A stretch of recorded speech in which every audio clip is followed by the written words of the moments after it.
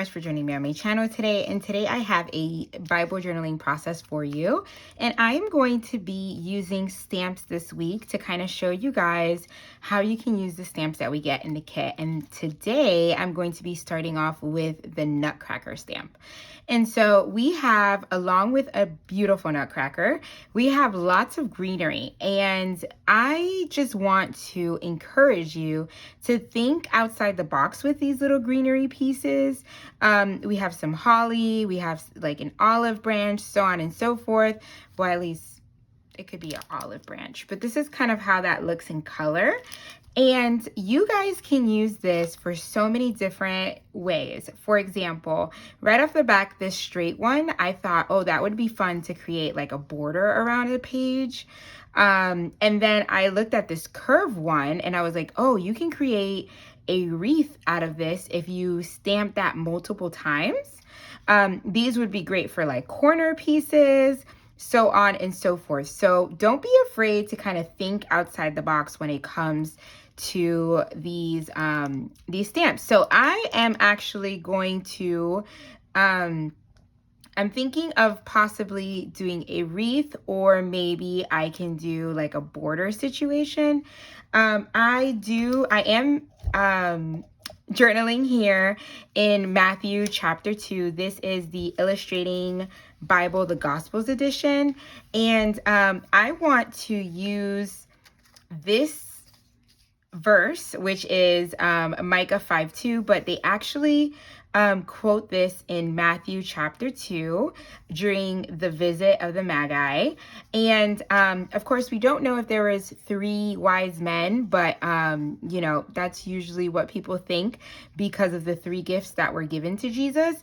And coincidentally, we have 3 nutcrackers in our stash. If you got the here we go, the ephemera pieces for Who is the Messiah, it comes with 3 of those nutcrackers. And so I'm thinking of using these. So I'm going to go ahead and put you on fast forward, and I'm going to show you how I'm going to use this in conjunction with these pieces, and we can do a little journaling and go from there. So let me put you on fast forward and let's dig in.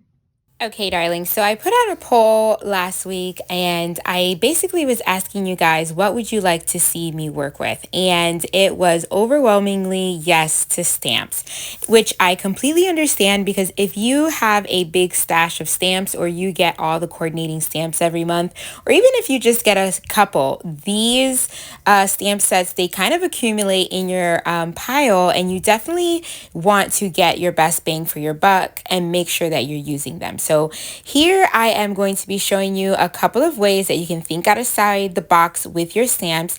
In my first video here, I am going to be using this Nutcracker stamp set for you to see how you can create like a frame. So definitely look at your stamp set, look at the pieces that are there, think about using them individually. Like, you can definitely think about using them with the Nutcracker, but when I was looking at, for example, this holly and this little branch, I thought, this would be cute to create like a border around the page. I thought about creating a wreath with the curved one. Let me know if you guys want to see me create a wreath with that. And I was just thinking outside of the box, because all these individual pieces are really pretty, and you can create a page without even using the Nutcracker like I did here. So what I did was I used my Versamark Black Onyx ink, and I used that one, Versa Fine Black Onyx ink, because it is basically an archival ink and it's waterproof. And now you saw me go in and I have my watercolor brush and I have my watercolor dot card that came with the kit.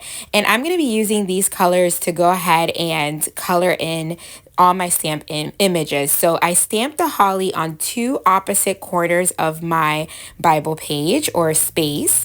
And then I went in with the watercolor, and I also did that branch. I just did that repeatedly. You know, I would turn it upside down or sideways, and I would stamp that all the way around until I created a frame.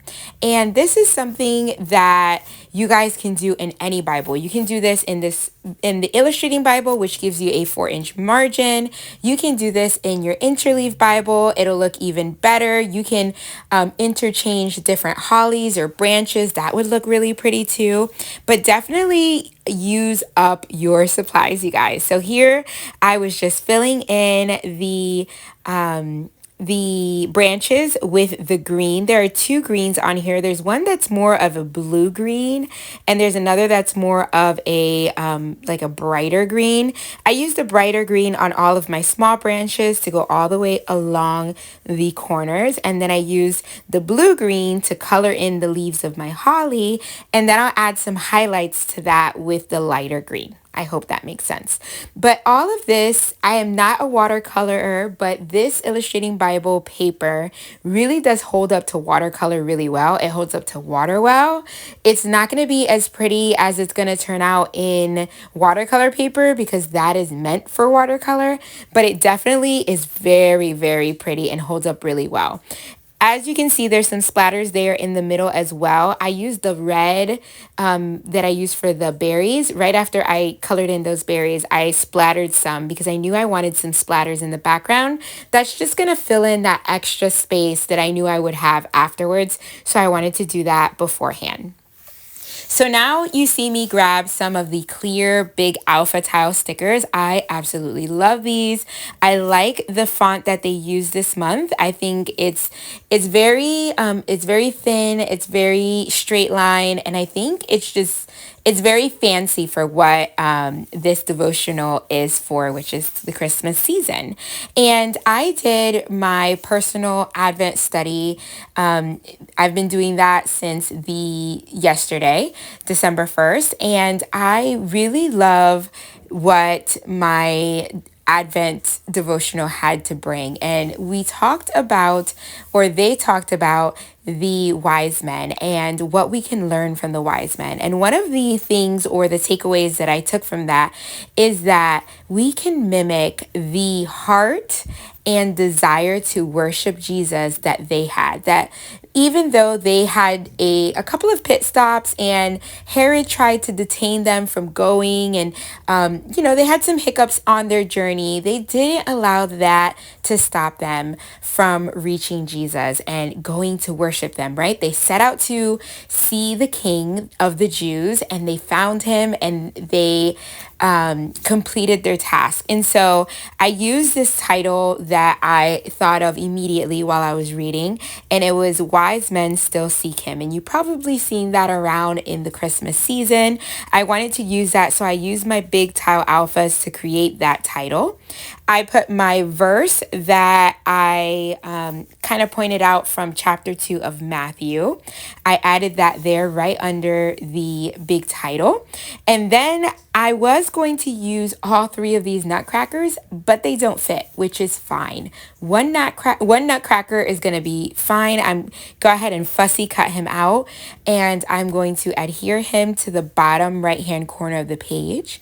And then on that little space in the left, I just do a quick prayer where I journal to the Lord, asking him to help me to continue seeking him, because I want to be a woman that is after God's heart, that is seeking him, that is looking for chances to worship him, that is looking to be at the feet of Jesus.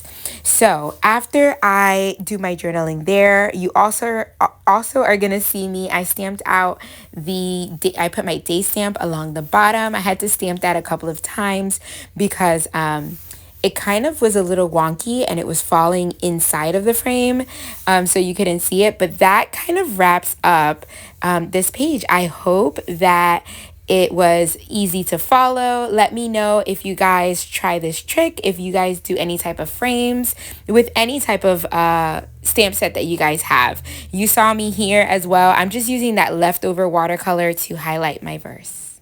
And that is it, darlings. That is a look. That is a look at how this turned out. I'm trying to think if any of this one matches really well. That's pretty.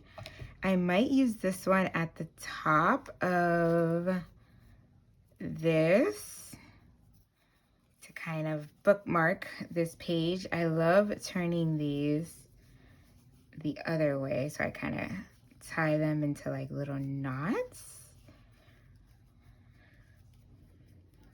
And then I can kind of put that right over here. Ah! I create like a little knot, and then I can clip that at the top of here. Oh, I love how that turned out. Super cute.